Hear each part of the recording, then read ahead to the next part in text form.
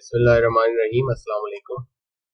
आज हम देखेंगे कि डोंट केयर कंडीशंस क्या होती हैं। थोड़ा सा डिस्कस मैं पहले भी कर चुका हूँ आप लोगों के साथ, और उनको के मैप में किस तरीके से यूज किया जाता है या किस तरीके से ये हमारे काम आ जाती है लॉजिक एक्सप्रेशन को सिंप्लीफाई करना। ठीक है जी, तो चलते हैं। सबसे पहले ये क्या होती है जरा ये देखते हैं।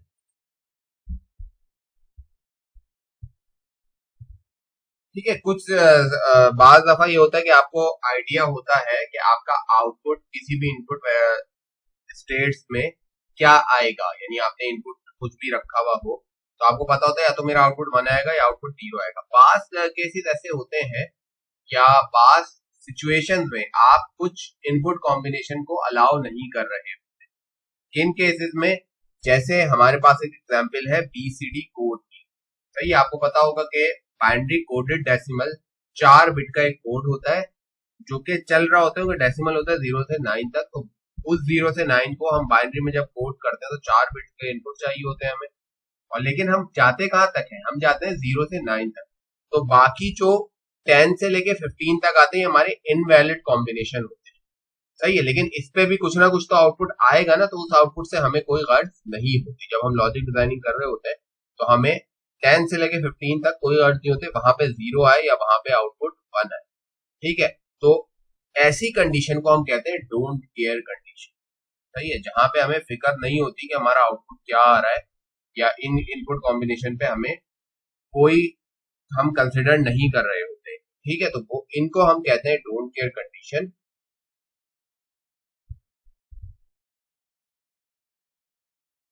सही है, लेकिन ये हमारे के मैप में या लॉजिक सिंप्लीफिकेशन में एक एडवांटेज के तौर पे यूज होती है, यानी उसको भी हम पार्ट बना लेते हैं जब अपना हम सर्किट को सिंप्लीफाई कर रहे होते हैं, के मैप को सिंप्लीफाई कर रहे होते हैं। अगर हम सॉल्व के लिए के मैप को सिंप्लीफाई कर रहे होते हैं तो हम जो हमारी डोंट केयर कंडीशन है उसको एक्स से या क्रॉस से रिप्रेजेंट करते हैं, और जब हम ग्रुपिंग कर रहे होते हैं वंस के साथ तो उस वंस के ग्रुपिंग के साथ हम इस एक्स को भी इंक्लूड कर लेते हैं कि अगर हमारा कॉम्बिनेशन जो है ज्यादा बड़ा ग्रुप बन सकता है तो।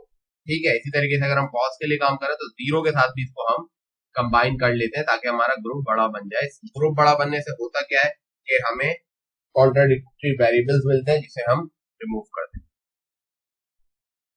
ठीक है, इसको हम थोड़ा सा सॉल्व करेंगे आपको समझाने के लिए कि ये डोंट केयर कंडीशन किस तरीके से यूज होता है। तो एग्जांपल हम यूज करेंगे 7 सेगमेंट डिस्प्ले।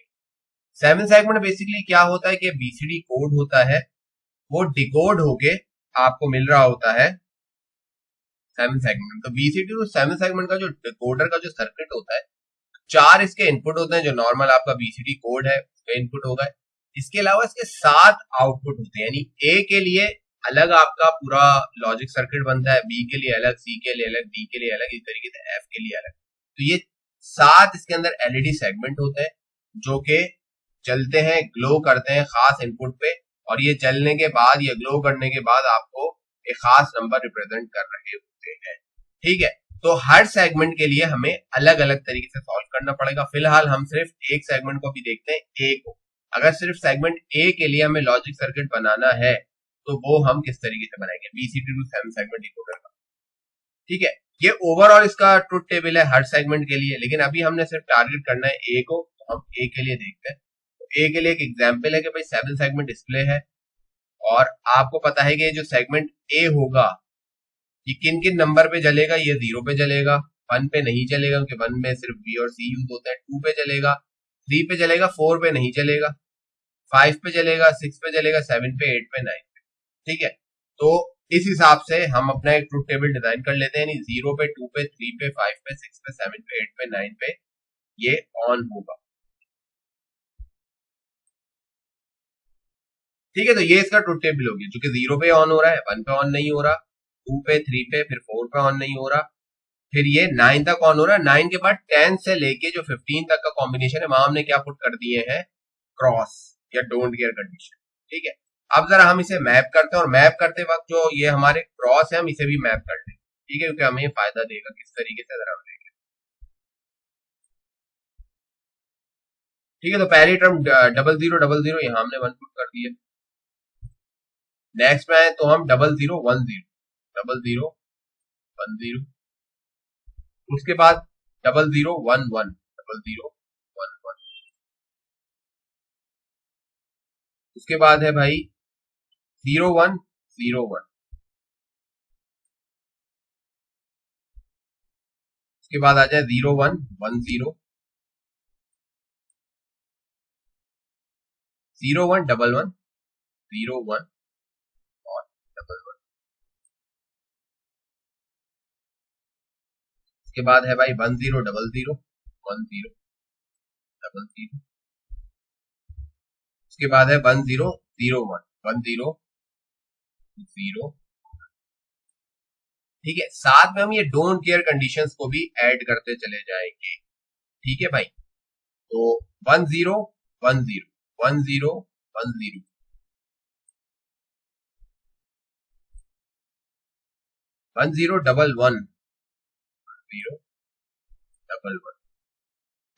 1100 11 और डबल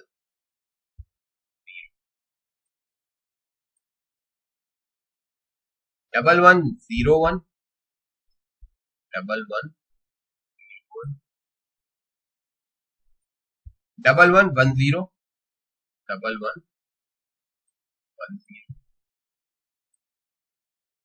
और 1111। ठीक है, यानी हमने पूरा गेम मैप फिल कर लिया, सिर्फ ये दो जगह छोड़ दी, जीरो आएगा कि सॉल्व के लिए हम काम करें तो जीरो हम लिखें या नहीं लिखें तो कोई फर्क नहीं पड़ता। ठीक है, अब हम कर लेते हैं ग्रुपिंग। ठीक है, अब ग्रुपिंग में हम क्या करेंगे, क्योंकि हम सॉल्व के लिए काम कर रहे हैं तो जहां जहां ये क्रॉस लगा हुआ है या एक्स लिखा हुआ है उसको भी हम वन कंसिडर करके इसको ग्रुप बना लेंगे। ये हमारा फायदा होता है। और जितना बड़ा ग्रुप बनेगा, अब जैसे फर्ज करें ये हमें 4 वंस नजर आ रहे हैं, तो हम 4 का ग्रुप बनाएंगे। 4 का ग्रुप बनाएंगे तो हमें कॉन्ट्राडिक्टरी वेरिएबल कितने मिलेंगे? 2। लेकिन अगर हम नीचे भी इन 4 प्रोसेस को या डोंट केयर को हम ऐड कर ले तो ये ग्रुप बन जाएगा 8 का। कितने कॉन्ट्राडिक्टरी वेरिएबल निकलेंगे इससे? 3। तो हमने इस पूरे का एक ग्रुप बना लिया 8 का।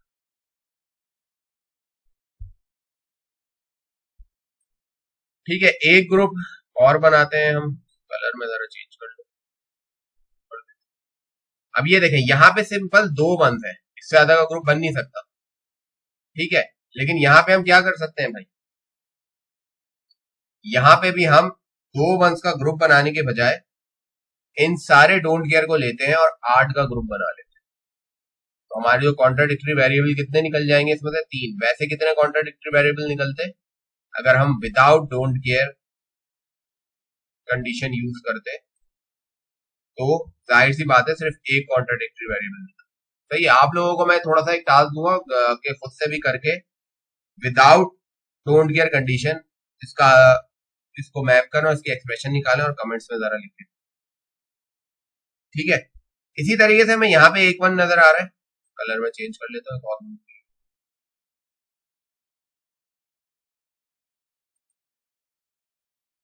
ग्रीन ले लेते।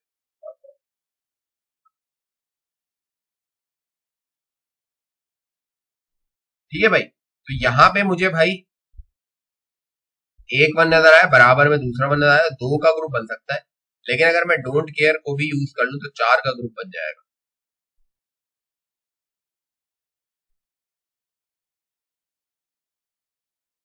लास्ट में ब्लैक कलर ही ले लेता हूं। एक वन बेचारा अकेला पड़ा हुआ है, इसके साथ हम देखें क्या कर सकते हैं। तो भाई ये वन है, नॉर्मली हम देखें तो भाई इस वन को हम इस वन के साथ मिला दें तो 2 का ग्रुप बनेगा, या इस वन को हम ये रैपिंग अराउंड करके इसके साथ मिला दें। लेकिन हम क्या कर सकते हैं, चारों कोने मिला के, भाई हमें पता है कि ये रैपिंग की टेक्निक पे आपको बता चुका हूँ कि ये सिलेंडर के फॉर्म में बनता है।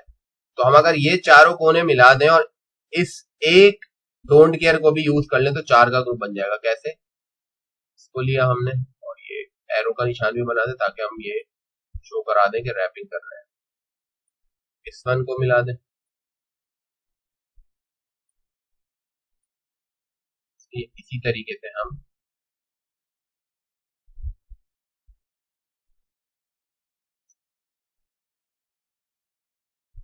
कि हमें 2 की पावर में चलना होता है तो 3 का ग्रुप नहीं बन सकता, हमें 4 का ग्रुप बनाना पड़ेगा और हम ये एक डोंट केयर भी उठा ले सकते।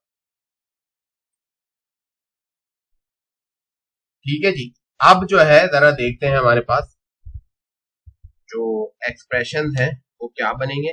आप लोगों से मैं यही गुजारिश करूंगा कि विदाउट डोंट केयर कंडीशन आप जरा सेगमेंट ए के लिए रिजल्ट निकाल के देखिएगा कि क्या बनता है, क्या एक्सप्रेशन आता है। ठीक है, तो सबसे पहले इसे जो हमने ब्लैक का ही ग्रुप बनाया इसी को ही देख लेते हैं। ये क्या बनेगा भाई। अब हमें ये किन दो रॉ को देखना है, 1000 वाली रॉ को देखना है और 0010 वाले कॉलम को। ठीक है, तो हमारे पास हम सबसे पहले अगर ए को देखें, क्या ए अपनी वैल्यू चेंज कर रहा है, ए अपनी वैल्यू चेंज कर रहा है, यहाँ 0 था यहाँ 1 हो गया, that's mean A is a contradictory variable, वो हम नहीं लिखेंगे। बी को अगर हम देखें, बी क्या अपनी वैल्यू चेंज कर रहा है, बी अपनी वैल्यू चेंज नहीं कर रहा, बी पहले भी 0 था, बी भी 0 है, तो हमने लिख दिया। अब बी की वैल्यू क्या है 0, तो बी के ऊपर लग जाएगा बार, बी को हमने कॉम्प्लीमेंट कर दिया। सी को देखें हम, तो सी यहाँ 0 है भाई और सी यहाँ है 1, that mean C is a contradictory variable, C अपनी वैल्यू चेंज कर रहा है तो सी हम नहीं लिखेंगे। डी को देखें, डी यहाँ पे भी 0 है, डी यहाँ पे भी 0 है, दैट्स मीन डी नहीं चेंज कर रहा, अपनी वैल्यू होल्ड कर रहा है, तो डी हमने लिख दिया। डी की वैल्यू 0 है तो उसको 1 बनाने के लिए हम डी को क्या कर देंगे, तो ये आ गया हमारे पहले।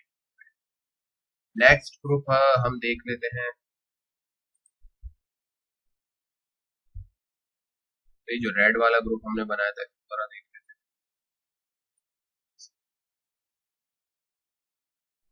तो ये सारी रॉज ही कवर कर रहा है, इसका एक मतलब तो साफ नजर आ रहा है कि ए और बी तो कैंसिल ही हो जाएंगे, ये फिर भी चले मैं ए बता देता हूँ।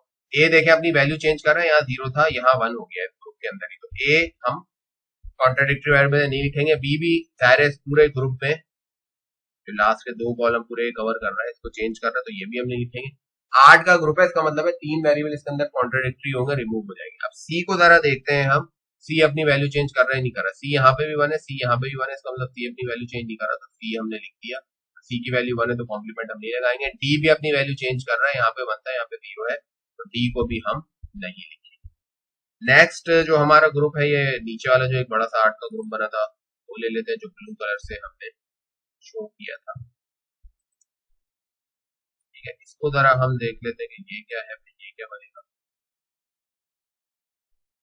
ठीक है भाई, तो इसको देख लेते हैं, ये भी 8 का ग्रुप बन रहा है, इसका मतलब 3 इसके अंदर कॉन्ट्राडिक्टरी वेरिएबल होंगे, देखते हैं कौन कौन सा है।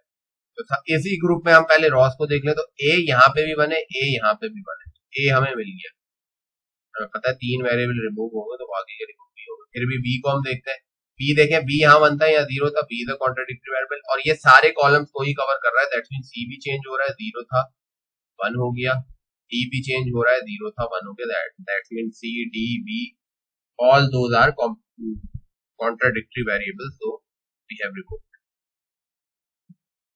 ठीक है जी, लास्ट ग्रुप ये ग्रीन वाला, जरा इसको भी देख लेते हैं भाई।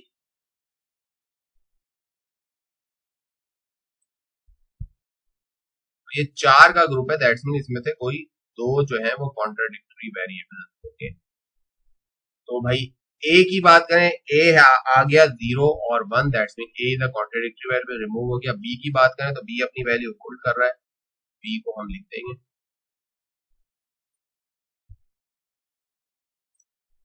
सी पे आए तो सी भी अपनी वैल्यू चेंज कर रहा है, सेकंड कॉलम में देखें सी है 0 और थर्ड कॉलम में है 1, C is a contradictory variable.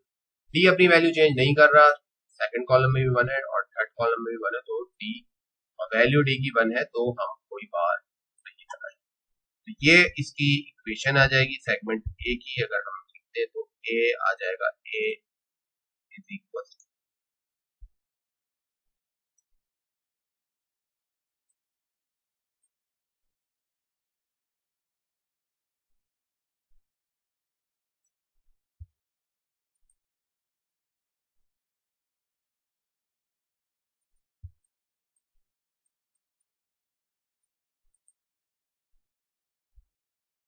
सही। तो ओवरऑल एक्सप्रेशन इसकी क्या आ जाएगी हमारे पास,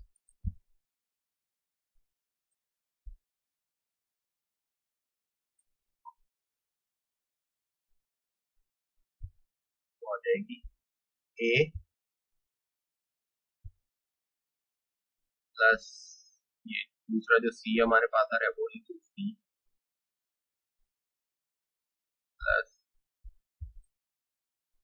BD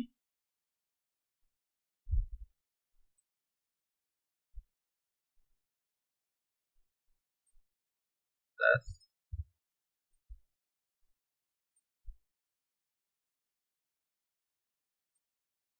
B bar D bar. ठीक है जी। तो ये हमारे पास जो है इसकी का जो आउटपुट की सिंप्लीफाइड एक्सप्रेशन थी वो हमारे पास आ गई है। तो आप जरा देखिएगा विदाउट डोंट केयर कंडीशन में आपके पास एक्सप्रेशन क्या आती है और दोनों को कंपेयर करिएगा कौन सी एक्सप्रेशन ज्यादा डिफिकल्ट है। तो होपफुली आपको डोंट केयर कंडीशंस क्या होती है और डोंट केयर कंडीशन को यूज करते हुए हम अपनी एक्सप्रेशन को और सिंप्लीफाइड कैसे बना सकते हैं, थोड़ा सा 7 सेगमेंट का भी आपको आइडिया होगा। और जो लैब में हमने 7 सेगमेंट को करना है उसमें हम डिटेल में 7 सेगमेंट को और ज्यादा देखेंगे और सारे सेगमेंट के लिए इसकी एक्सप्रेशन कैसे बनती है वो भी मैं आपको बताऊंगा। ये तो हमने सिर्फ ए के लिए बनाया, यानी बी के लिए इसके लिए अलग एक्सप्रेशन बनेगी और लॉजिक सर्किट बनेगा, सी के लिए अलग एक्सप्रेशन बनेगी, लॉजिक सर्किट बनेगा। इसी तरीके से जी तक हमने अलग अलग इसकी एक्सप्रेशन निकालनी होगी और लॉजिक सर्किट बनाना होगा, तब जाके हमारा पूरा डिकोडर का ब्लॉक बनता है पीसीबी टू 7 सेगमेंट डिकोडर। ठीक है भाई, थैंक्स फॉर वॉचिंग। अगर आपके कोई सवाल हो तो आप कमेंट्स में भी पूछ सकते हैं और कोशिश ये करें कि इसको जरा विदाउट डोंट केयर यूज किए हुए आप डोंट केयर कंडीशन के बगैर भी इसे सॉल्व करें और देखें आपका एक्सप्रेशन क्या है। अल्लाह।